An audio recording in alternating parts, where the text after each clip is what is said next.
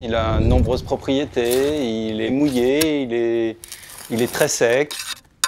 J'avais l'impression à l'époque, ça fait plus de 20 ans maintenant, que personne ne le voyait. Et donc je ne comprenais pas pourquoi cet objet-là, finalement, qui me semblait crucial, était un peu négligé. Il peut être noir, rouge, violet, donc il est souvent très beau. Qu'est-ce que c'est? Qu'est-ce qu'il a? Qui c'est celui-là? Voilà qui fait froid. Dans un seau, me voilà. Bonjour, nous sommes l'unité du centre INRAE Orléans-Val-de-Loire.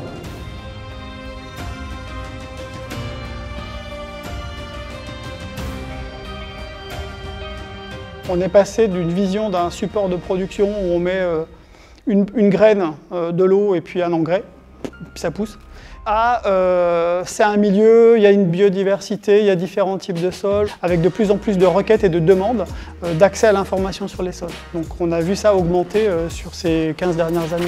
Et peut-être finir par trouver de l'or. Ce qui est intéressant aussi au niveau de l'unité, c'est la diversité des missions, la diversité des compétences qui sont présentes au sein de l'unité. Au bout de 20 ans, je crois que j'ai vraiment réussi à faire mon tour dans cette équipe. On a des pédologues, des gens de terrain qui savent décrire un sol, décrire un paysage, mais on a aussi des gens qui font du prélèvement, de la préparation de sol.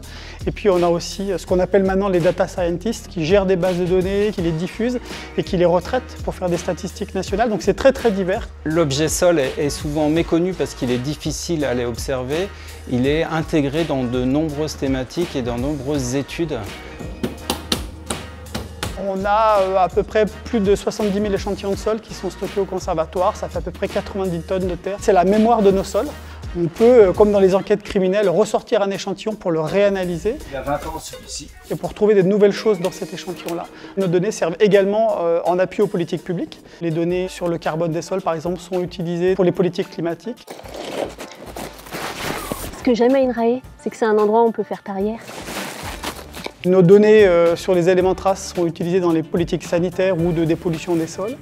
Et puis nos données agricoles sont plutôt utilisées dans des politiques comme la PAC par exemple.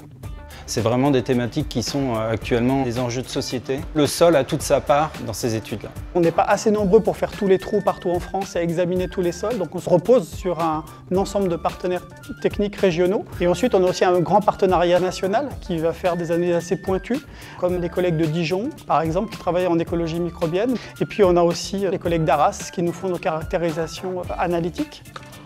Oh, ça pèse un noir aujourd'hui, ça.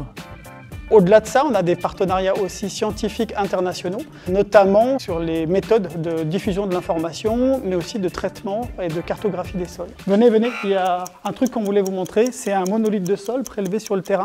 Et ça montre l'invisible, c'est-à-dire la troisième phase cachée du sol. C'est pas qu'une surface, c'est aussi un volume.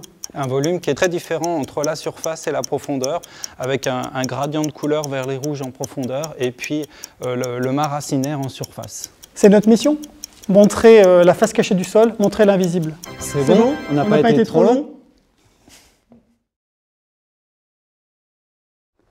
Bonjour, nous sommes l'unité INRAE, centre Orléans-Val-de-Loire. Arrête de réfléchir. C'est ça.